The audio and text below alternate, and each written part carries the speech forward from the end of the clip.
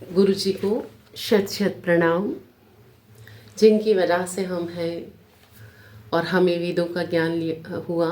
गुरु जी ने 50 के करीब के पुस्तकें लिख दी हैं और उसमें एक पुस्तक है मानव धर्म शिक्षा। तो इसका मैंने फर्स्ट चैप्टर लिया है तो मुझे बहुत अच्छा लगा और मैंने सोचा मैं आपके साथ शेयर करूं। तो ये है मनुष्य का जीवन का ध्येय। हम अक्सर चिंताएं करते हैं, ये नहीं होगा, वो नहीं होगा, कैसे होगा।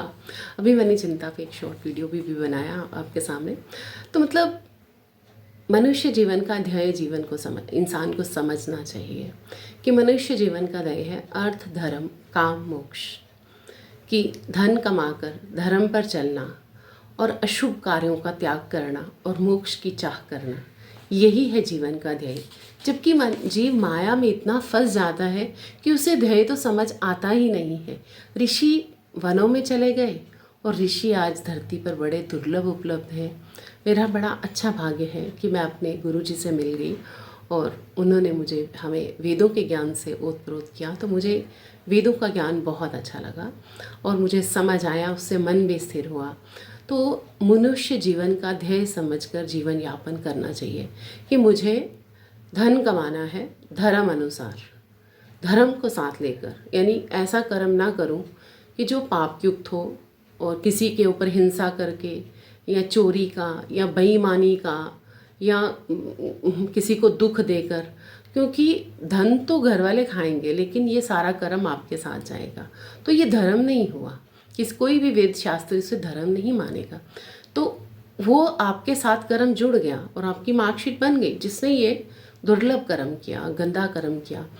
तो हम पुण्यवान कम कमाएं, ज़्यादा कमाएं, जो धर्म पे चलता है, रोज अग्निहोत्र करता है, ओम का सिमरन करता है, तो ये ऋषियों का वरदान है कि उसके घर में अन्न, धन, दूध, घी, शहद की कभी कमी नहीं होगी।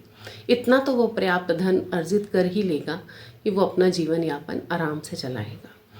तो जो लोग सुबह अग्निहोत्र करते हैं, ऋषियों के साथ बैठ के यज्ञ करते हैं, रोज ध्यान में बैठते हैं, मेडिटेशन में आपके पास ऋषियों का दिया हुआ, क्योंकि नाम जो दीक्षा है ना, वो 4 वेदों के ज्ञाता से ही लेनी चाहिए जिसके अंदर ब्रह्म हो।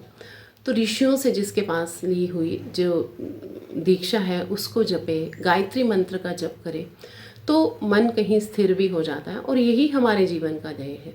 हमने धन अर्जित किया, धर्म पे चले, यानी इस लोक में भी हमें सुख प्राप्त होगा और परलोक में भी। और फिर अर्थ, धर्म, काम, अशुभ कर्मों को हमें नहीं करना है। यानी पर स्त्री, पर नारी या पर पुरुष, पर स्त्री से कोई संबंध नहीं रखना है। बस एक गृहस्थ आश्रम का शुभ संबंध रखना है।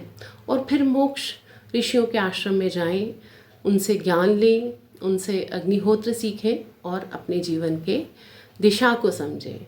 यानी मेरा जीवन अर्थ, धर्म, काम, मोक्ष के लिए हुआ है, ब्रह्म प्राप्ति के लिए हुआ है, ना कि माया में फंसने के लिए। ये माया आपको कभी मोक्ष लेने नहीं देगी, लेकिन प्रयत्न आपको करना पड़ेगा। आइए हम ओम के जप से तो शुरू करें, गायत्री के जप से शुरू करें और अग्निहोत्र करें।